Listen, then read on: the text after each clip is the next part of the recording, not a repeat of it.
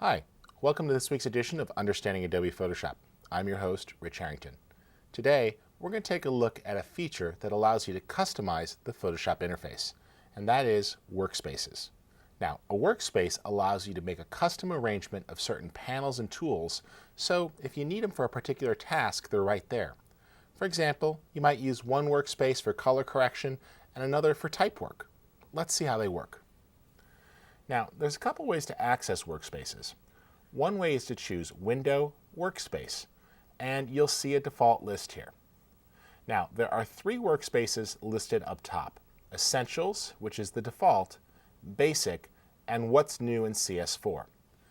These three workspaces do affect the actual menus. So when you choose these particular workspaces, your menus are going to adjust. The Basics workspace actually trims the menus in Photoshop so far fewer things are visible. So let's go ahead and choose Basic for a moment here. It warns us that it's going to actually change menus and keyboard shortcuts. Yes. Now, when we look at the image mode, you'll see that not all of the image modes are listed. For example, things like duotone are no longer there, or multi-channel. Most notably missing is the CMYK workspace. This Basics menu is really meant to trim Photoshop down for a new user so they cannot access as many tools and it's not as intimidating. For what we're going to be doing, I'd like you to stay in the Essentials workspace most of the time because we're going to be using those features, a lot of the more powerful things that are certainly well beyond the Basics.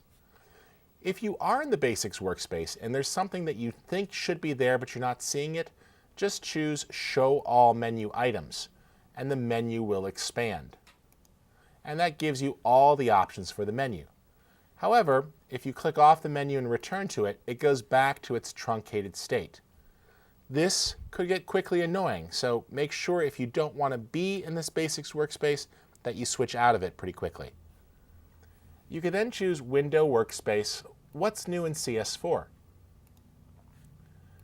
This workspace will color code everything that's actually new. And you'll see here that we have blue items indicating the new adjustments. Here we have Image Adjustments Vibrance, and this is a new item that's part of Photoshop CS4. Other things are color-coded blue to help you discover them as well. This is a great way when you first get the application to explore the latest features, and many of those are things that we're going to cover in our show. Since we're here, let's go ahead and adjust the vibrance in this image. This is a great adjustment, and you'll notice as we drag that details get a little more saturated. The nice thing about the vibrance adjustment, let's toggle the before and after, is that it respects the subtle tones in the image. When you make a vibrance adjustment, it's going to go ahead and increase saturation, but not cause a loss of detail. If we were to just drag the saturation slider over, you would notice that some of the finer details get lost. For example, the surface of this building just turns into really very oversaturated yellows, and a lot of the texture in the brick is getting eclipsed. You may use a little bit of saturation, but a lot more vibrance will really do the job nicely. Let's go back to Window Workspace, and we're going to go back to the Essentials or the default workspace. Now, there's one more place you can access these workspaces, and that's over here on the right. We can click where it says Essentials and access several different presets. The Advanced 3D Workspace is for Photoshop Extended. If you're using the normal, standard version of Photoshop, you don't have access to those 3D tools that are there for specialty reasons. So if you don't see that in the list, don't be bothered. But the other ones should be there.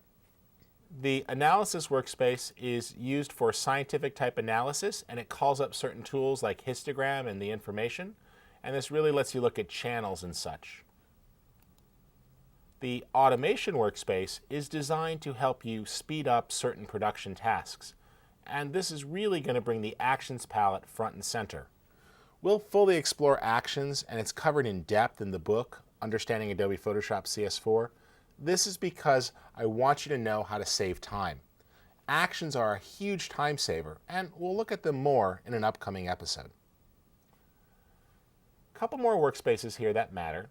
Color and tone is a great way to do color correction. You actually see the histogram, which is used for making color adjustments, and easy access to the Adjustments panel. So let's go ahead and click on the curve layer here, and we'll go ahead and put a little bit of contrast into the image. We'll add some medium contrast, and let's just pull that point down to make it a little bit richer in the brick area. And let's pull the skies down a little bit so they're not quite so overexposed, but open up the shadows. There we go. We want to see the before and after, just click the eyeball, the original, and the new one. And you see how that workspace helped facilitate that work, because we could easily see the histogram, which you'll learn more about soon, shows you the details of the image and the color, and great access to the adjustments panel, which made it a snap to fix the image a little bit more, get a little bit of contrast, and really make it more attractive. We have painting workspaces designed for doing painting touch-up, whether you're doing brushes and original artwork or things like cloning. The proofing workspace is going to allow you to do things not for spell checking, but for proofing images for final print. Our typography workspace brings out all of our type tools, including access to the character and the paragraph palette, as well as styles for adding things like bevels and glows and edges to our type. And this is great if you're going to be doing special typographic effects. Maybe you're designing a DVD menu or a full screen graphic to use on a web page. This workspace helps facilitate that and will streamline the process by putting the tools you need right at your fingertips. Now, last things to finish it out, we have a video workspace that's designed for people who are doing video work. This will bring the animation timeline up at the bottom of the page. And you see we have things like cloning ability for healing our video, as well as our animation timeline that we can look at if we had a video clip loaded. And our final workspace is designed for web work, and it brings up swatches, text, and our layers as we design. Now, these are not limiting. If you have a particular configuration that you'd like to use, you can easily create your own custom workspace. Let's see how. I'm going to go ahead and reset back to the default workspace as a starting point. And let's make some quick adjustments. I like to have the layers panel visible, but I want to make some room here for a few more panels. Let's call up the navigator, which is an easy way to navigate within the image.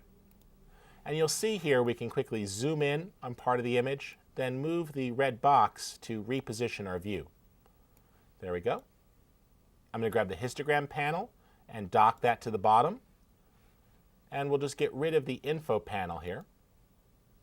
Notice everything closed. So we can bring that back. We'll just call up layers and notice it all pops right back up. So that works pretty easily.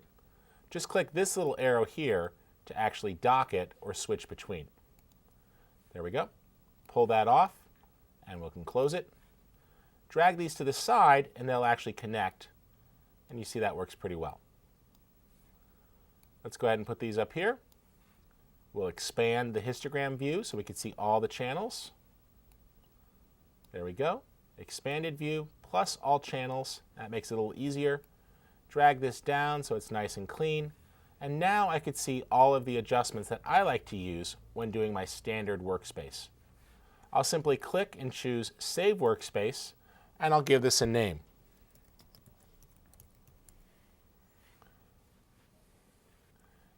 Hit the Save button, and you see it's added to the list at the top there, so it's easy to get to. This makes it simple to switch between. So if you have a particular arrangement of windows or panels that you need, as well as menus or keyboard shortcuts, you could do that quite simply and access them through this pop-up menu.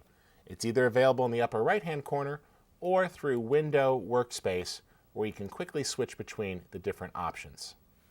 I hope you enjoyed this week's edition of Understanding Adobe Photoshop. We've got a great episode for you next week where we'll talk about quickly jumping to particular tools and how to easily switch between them. This is going to speed you up as you start to work in the program. My name is Rich Harrington. We have a wealth of resources on our blog at rastervector.com, where you'll find more than 100 video tutorials, lots of downloads, and free templates that you can use. And if you're a reader of our book, Understanding Adobe Photoshop CS4 from Peach Pit Press, be sure to download the lesson files so you can get hands-on with our podcast. Thanks again for joining us. I'll see you next week.